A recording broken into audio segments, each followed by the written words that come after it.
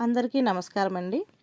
ఈరోజు మనం 1989వ సంవత్సరంలోని చందమామ కథల పుస్తకంలోని తెలివైనవాడు అనే కథ గురించి చెప్పుకుందాం. ఈ కథ రచించింది దాసరి వెంకటరమణ గారు. మాయావతి అనే గ్రామంలో సోమసుందరుడనే సంపన్నుడు ఉండేవాడు.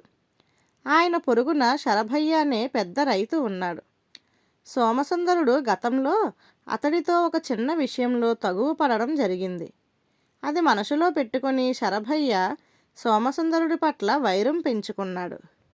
ఒకసారి సోమసుందరుడు కుటుంబంతో సహా పొరుగురుకు వెళ్ళినప్పుడు శరభయ్య తన మేకలను అతడి పెరట్లోకి తోలి కూరపాదుల్ని పూల మొక్కలను సర్వనాశనం చేయించాడు.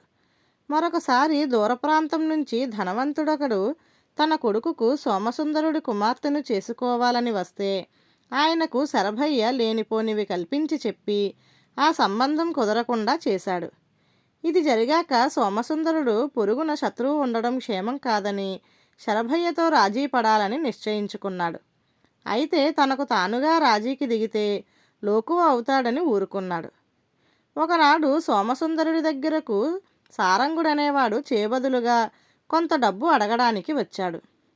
సోమసుందరుడు సారంగుడితో, నువ్వు తెలివైన వాడివని చాలామంది అంటూ ఉంటారు, కానీ ఆ తెలివితేట లేపాటివో ఇంతవరకు నేను ఎరగను అన్నాడు. ఆ మాటలకు సారంగుడు నవ్వి, అయ్యా, నేను తమ దగ్గరకు చేబదులకు వచ్చిన వాణ్ణి.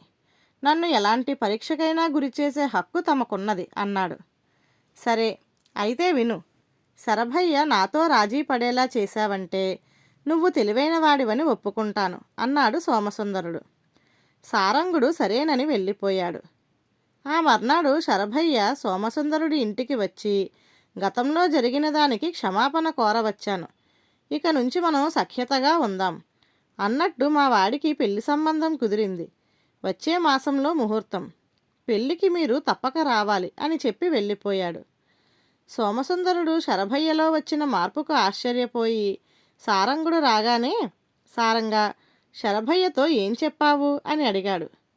సారంగుడు చిరునవ్వు నవ్వి, ఇంటి పొరుగున ఉన్నవాళ్లతో శత్రుత్వం కొనసాగించడం వల్ల కలగబోయే కీడు గురించి శరభయ్యకు వివరించాను.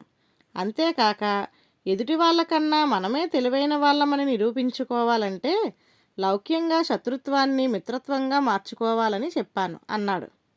అంటే నీ దృష్టిలో శరభయ్యే నాకన్నా తెలివైనవాడు, అవునా అని అడిగాడు సోమసుందరుడు కోపంగా.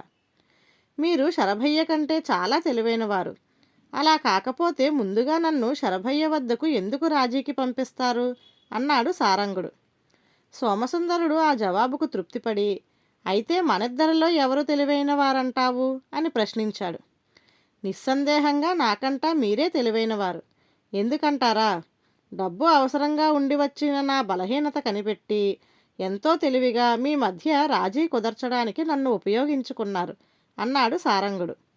ఆ మాటలకు సోమసుందరుడు నవ్వి, నిజంగా నువ్వు తెలివైనవాడివే అని సారంగుడికి డబ్బు ఇచ్చి పంపించాడు. ధన్యవాదాలు.